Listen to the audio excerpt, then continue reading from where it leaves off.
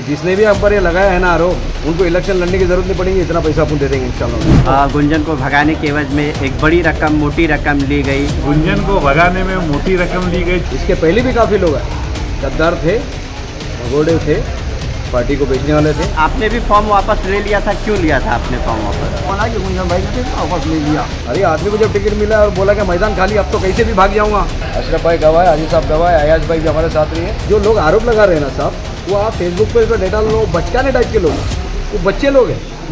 अयाज भैया, आपके ऊपर जब से चुनाव हुआ था तभी से आपके ऊपर जो है तमाम तरीके के आरोप लग रहे थे कि गुंजन सेठ का जो है पर्चा वापस कराने में आपका और बरकत भाई का जो है, बरकाती भाई का हाथ है उसमें। तो क्या लग रहे हैं आरोपों पे, आप क्या कहेंगे? देखिए, गुंजन जो था हमारे पार्टी का, उसकी बहु कॉर्पोरेटर थी, कोई पार्टी में नया आदमी नहीं आया था। और गुंजन वो गया, क्या वजह से भाग गया, वो गुंजन जाने और वो जाने। हम लोग ने तो गुंजन को टिकट देने भी नहीं कहा। जब हैदराबाद में मैं खालिद भुट्टो को लेके अकबर उवैसी साहब के बंगले पे गया था कि भाई अकबर साहब हमारे भिवंडी से खालिद गुड्डू एमआईएम से इलेक्शन लड़ना चाहते, और उस टाइम पे मैं पूरे थाना ज़िले की रिपोर्ट लेके गया था कि हर शहर से कौन कौन लड़ना चाहता है। तो मैंने अकबर साहब के हाथ में मुमरा के जितने हमारे 9 उम्मीदवार थे, मैंने 9 उम्मीदवार की पूरी लिस्ट दिया कि साहब ये हमारे पार्टी के मेंबर लोग हैं और ये 9 के 9 उम्मीदवार एमआईएम से एमएलए इलेक्शन लड़ना चाहते हैं। और मैंने अकबर साहब के हाथ में एक ये अलग से फॉर्म दिया, साहब ये 9 उम्मीदवार है और एक दूसरा नईम खान है जो हमारे पार्टी से एमआईएम का फॉर्म भर चुका है, लड़ना चाहता है। मेरी राय है कि नईम खान को आप टिकट दो, बाकी देना नहीं देना आपके हाथ में। बाकी पार्टी ने डिसीजन लिए, पार्टी ने टिकट दिया, वो भागा, क्या उसकी पहले से प्लानिंग थी, उसके दिल में क्या था वो जाने और पार्टी जाने। मैंने तो नहीं कहा था कि गुंजन को टिकट दो। नहीं, कुछ आरोप ऐसे लग रहे हैं जो सोशल मीडिया पे चल रहे हैं कि गुंजन को भगाने के एवज में एक बड़ी रकम, मोटी रकम ली गई। तो क्या वाकई में ये बात सच है? गुंजन को भगाने में मोटी रकम ली गई, छोटी रकम ली गई, हो सकता है ये लोग ही होंगे जो आरोप लगाते, ये लोग ही उनसे मिले होंगे। अभी जब इनको इतना मालूम है तो हो सकता है उन्हीं लोग ने गुंजन को भगाया होगा। आरोप लगाने में क्या है, आरोप तो कोई किसी पे भी लगाता है। आरोप है ना, तुम आरोप को तुम सिद्ध करके दिखाओ, कोई एक प्रूफ दिखाओ कि अयाज मौलवी ने भाई कोई शहर अध्यक्ष बनाने के लिए कोई शहर अध्यक्ष से कुछ मांगा, कहीं तो पूछेगा। अगर कोई चीज़ पे किसी पे आरोप लगाया जाता है तो आरोप के साथ प्रूफ भी रहना मांगता है कि भाई अयाज मौलवी ऐसा है तो इसने ये किया है, तो तुम प्रूफ बताओ कि अयाज मौलवी का क्या प्रूफ है। प्रूफ रहेगा तो अयाज मौलवी आज ही पार्टी का राजीनामा लेके चला जाएगा। तो कभी आपने पूछने की कोशिश नहीं की कि उन्होंने फॉर्म क्यों वापस लिया? नहीं, हम काय को पूछे। अभी हमारे महाराष्ट्र के सदर इम्तियाज जलील साहब है, वर्किंग प्रेसिडेंट गफ्फार कादरी साहब है, हमारे असद साहब है। अभी उन्होंने कभी हमको ये नहीं कहा, वो तो मेरे इधर हर प्रोग्राम में आते। अगर मैं अगर ऐसा करता तो वो लोग तो मेरे इधर आते नहीं। मेरे को खुद एमएलए का टिकट दिया, मेरे स्टेट पे असद साहब आके भाषण दिए। अभी मेरी ऑफिस नहीं बनी तो हमारे महाराष्ट्र के सदर इम्तियाज जलील ओपनिंग करने आए, वारिस पठान आए, और अपने हैदराबाद के अहमद बलाला साहब आए।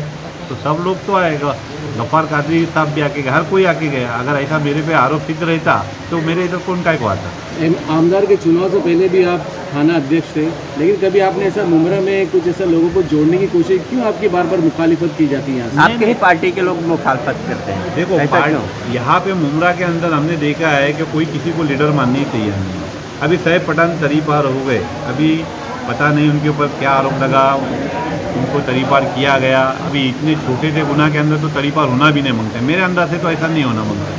बहुत ज़्यादा कोई मर्डर के करके हफ्ता वसूली रहती, कुछ ऐसा रहता, छोटे से केस के अंदर उनको तरीपार किया गया, तो ये भी एक सियासत है। अच्छा हाजी साहब, आपने भी फॉर्म वापस ले लिया था, क्यों लिया था आपने फॉर्म वापस उस समय? देखिए, मैंने फॉर्म भरा था चुनाव लड़ने के लिए। मैं पार्टी के अगेंस्ट में फॉर्म भरा था, मुझे जब टिकट नहीं मिला था। लेकिन जब मैं फॉर्म भर के आया और गुंजन भाई को जब टिकट मिला तो गुंजन भाई ने मुझे फ़ोन किया, बोले भाई साहब हम लोग एक गांव के हैं और एक जगह के रहने वाले हैं, हम दोनों अगर चुनाव लड़ते हैं तो चुनाव हम भी हारते हैं, चुनाव आप भी हारते हैं। तो आप एक काम करिए कि आप फॉर्म वापस ले लीजिए और आप मेरे साथ रह करके चुनाव लड़ा जाए। तो होते करते अभी यहाँ एक साहब बैठे हुए हैं, हजरत अली भाई। हजरत अली भाई हमारी बिल्डिंग में ही रहते हैं। हजरत अली भाई पूरी रात मुझे फ़ोन करते रह गए। मैं फजर की नमाज में उनका फ़ोन रिसीव किया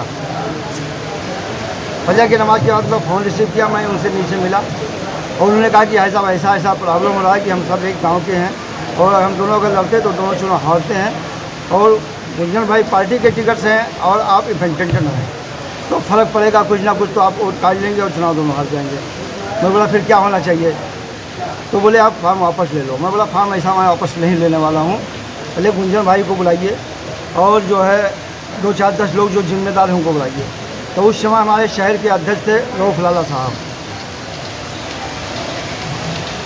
तो रऊफ़ लाला साहब हमारे घर पे आए और हैदराबाद के 2 लोग आए, एक इमरान कुरैशी करके कोई है और एक रऊफ़ करके कोई है, वो 2 लोग थे और सैयद जफ़र थे और रऊफ़ लाला थे, अज्जू भाई थे, यानी करीब करीब 70 लोग 10-12 लोग मिलके आए।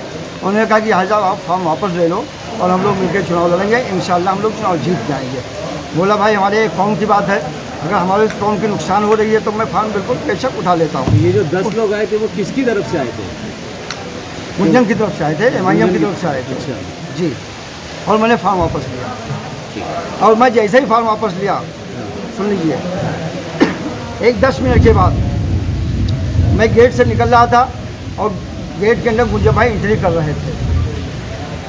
मैं फार्म वापस लेकर जैसे मैं ऑफिस पे पहुंचा तैसे मुझे वहाँ से फ़ोन आया कि गुंजन भाई ने भी वापस ले लिया। तो इसका मतलब आपके साथ भी खेल किया गया क्या? अब अल्लाह की मर्ज़ी थी, मेरे नसीब में नहीं था कि मैं चुनाव लड़ूँ। मैं तो ये समझ रहा हूँ, बाकी मेरे साथ कोई खेल नहीं कर सकता, जो होगा अल्लाह की तरफ से होगा।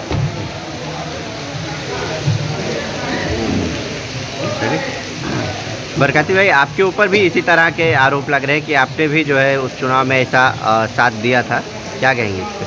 देखिए, उस वक्त मैं डिस्ट्रिक्ट जॉइंट सेक्रेटरी था और सिटिंग कारपोरेटर होने की वजह से डिस्ट्रिक्ट वाले की जिम्मेदारी रहती है कि भैया उम्मीदवारी कैसे मांगना, और जितने लोगों ने इच्छुक फॉर्म भरा था ये फॉर्म तो उठा के हमने सब हैदराबाद औरंगाबाद में दे दिए थे, वहाँ से हैदराबाद में। भैया यहाँ पर एमएलए की टिकट इतनी आसान नहीं होती कि अमजद बरकाती ने बोल दिया तो हो, ठीक है ना। यहाँ पर मुसलसल एक चीज़ थी कि सिटिंग कारपोरेटर था, दूसरा वायदा था कि 2 एकड़ की स्कूल यहाँ पर बनाएंगे एमआईएम की उत्तर साइड में, बहुत ज़मीन है बोलते हैं, तो उस हिसाब से तो हमको तो टाइट करना पड़ी चीज़, लेकिन अंदर से क्या है बाहर से क्या है ये मालूम नहीं पड़ता। और दूसरी बात है सर, मैं आपके माध्यम से कहना चाहूँगा सभी को, क्या मजलिस में गद्दारी थोड़ी सी भी नहीं चलती। एक वक्त तो इंसान रहता है लेकिन उसकी छाटनी होती है और बहुत जल्दी अलग होता है। इसके पहले भी काफ़ी लोग आए, गद्दार थे, भगोड़े थे, पार्टी को बेचने वाले थे, साइड हो गए। अगर हम जरा सी भी, हाँ मिस्टेक हुआ है, हम नहीं बोलते मिस्टेक हुआ है, लेकिन किसी साजिश का हिस्सा नहीं बने आता। उमरा में हिमायत के लिए किसी साजिश का हिस्सा नहीं बने, अगर बनते तो आज आप लोगों के सामने रूबेरो जवाब कैसा देते, आज इतनी बड़ी मीटिंग हैंडल कैसा करते, आज पूरे डिस्ट्रिक्ट में घूमते। पोस्ट क्या है नहीं है पेपर वो अपने को मालूम नहीं, बस जमात के लिए हम बने हैं, मजलिस के लिए काम करना है रातों दिन। और साहब बदनामी भी उसी की होती है जो कोई काम करता है, बुराई भी उसी की। अगर मैं घर पर बैठा रहा हूँ कोई बुराई नहीं करेगा, हम काम कर रहे हैं बोल के हमारी बुराई। और जो लोग आरोप लगा रहे हैं ना साहब, वो आप फेसबुक पर तो डेटा लो, बचकाने टाइप के लोग, वो बच्चे लोग हैं। ये हमारे वरिष्ठ नेता हमारे असद साहब, हमारे इम्तियाज जलील साहब, वर्किंग प्रेसिडेंट साहब, हमारे गफ्फार कादिर साहब, हमारे वारिस पठान साहब, तो ये आपका बोलना मतलब है जो मुमरा की बॉडी है वो बचकानी है। मुमरा की बॉडी से आप मुझे बता दीजिए, जिसने भी हम पर ये लगाया है ना आरोप, वो बता देवे, वो आरोप को सिद्ध करके बता देवे। उनको इलेक्शन लड़ने की जरूरत नहीं पड़ेगी, इतना पैसा अपन दे देंगे इंशाअल्लाह ताला, अल्हम्दुलिल्लाह, इतना अल्लाह का एहसान है। दूसरी बात है कि सिद्ध कर देवे, वो कोर्ट में 10 साल केस चलता है, बराबर है ना। आप 10 साल चलाने की जरूरत नहीं, खाली एक मीटिंग कब हुई, कहाँ हुई। गुंजन जो भागा है, गुंजन की रात में एक पहले जो मीटिंग हुई महिम कुमले के घर में, कौन कौन था सबको पता है, मैं क्यों नाम लूँ। जब गुंजन को टिकट आया तो यहाँ के जिम्मेदारों की यहाँ पर ये थी क्या भैया उसके साथ भरने के लिए फॉर्म चले जाना। एक कार्यकर्ता जब नहीं था, अरे आदमी को जब टिकट मिला और बोला कि मैदान खाली, अब तो कैसे भी भाग जाऊँगा, कोई बोलने वाला ही नहीं है, तो क्या करेंगे उसको। तो आगे भी ये आपके माध्यम से बात इसलिए कहना चाह रहा हूँ कि आगे भी जब कोई आएगा तो संगठन ने ऐसा पकड़ के लेके जाना उसको, और लड़ने तक संगठन ने पकड़ के साथ में रहना, तब मुमरा। यानी इस बात को पक्का माने कि एमआईएम पार्टी में भी जो मुमरा में है इसमें मतभेद है, आपसी मतभेद जो है। मतभेद कौन सी पार्टी में नहीं है, बड़े से बड़ी रूलिंग पार्टी के अंदर मतभेद है। ये क्या है कि हम, लेकिन जाहिर नहीं होता ना, यहाँ तो साफ जाहिर हो रहा है। अरे साहब देखिए, अभी 4 लोग हैं, 4 लोग में से अब 1 मिनट, 4 लोग हैं, 4 लोग में से नहीं किसी क्या वजह समझ में आया। अब पूरा झुंड है, पूरे झंड में से दूसरे लोगों ने क्या बोल दिया पता नहीं है। फड्डे किसी पार्टी में नहीं है, ये मुझे बता दिए। क्या कांग्रेस में अभी जीशान का और भाई जगताप का लफड़ा नहीं हुआ? जीशान कौन है, युवा का अध्यक्ष है, एमएलए है, फिर भी उसको स्टेज पे नहीं चढ़ने दिया, ये भी तो फड्डा दिख रहा है ना साहब। कैसा है मालूम है, 1 मिनट, आग, एक मिनट, आग जब वहाँ लगती है, समझे ना, आग जब वहाँ लगती है तो धुआं भी वहीं से उठता है। दूसरी बात है कि ये समझे खाली एमआईएम में दिख रहा है मतभेद, एमआईएम में दिख रहा है मतभेद। साहब अभी 10-12 साल हो गया है, आई है माशाल्लाह, इतना अच्छा परफॉर्म है। हमारे 150-200 से ज़्यादा नगर सेवक है माशाल्लाह, 2 एमएलए, 1 एमपी है और अल्हम्दुलिल्लाह आगे बढ़ रहे हैं। और ये सब मुखालिफत में ही तरक्की है, समझे ना। क्या पहले बोलते थे कि बीजेपी का एजेंट, आज पूरा यूपी साथ दे रहा है, बिहार साथ दे रहा है, कर्नाटक साथ दे रहा है, महाराष्ट्र साथ दे रहा है। आज नहीं बोल रहा, आज इतनी आवाम यहाँ पर बैठी, कोई सिद्ध करके बताए असद साहब पे क्या आरोप है? कोई सिद्ध कर पाएगा? जो आदमी सच्चा रहता है सच्चा ही रहता है। और हम भी मुमरे में अल्हम्दुलिल्लाह खादी में मजलिस है, मजलिस के मस्तान है और मजलिस के लिए बने और मजलिस के लड़ेंगे। और यहाँ पर आने का, मीटिंग करने का मकसद यही है क्या जो धोखा हुआ, जो दाग लगा, तो दाग दिया मुमरा से धुलवाएंगे और इंशाअल्लाह ताला इस बात को करारा जवाब देंगे। और जो लोग हम पे आरोप लगाते हैं, आपके माध्यम से कहना चाहता हूँ, क्या एक एविडेंस लेके आ जाना, कभी भी एक एविडेंस कभी भी लेके आ जाना। 1,00,000-1,50,000 उनको 1,51,000 तो है, और जितना अगर मुंह खोलेगा उतना भी दे देंगे। कोई प्रूफ करके बता दे बात का, अयाज मोलिया, अमजद बरकाती ने तो भी इस साजिश का हिस्सा है। मिस्टेक हुआ है साहब।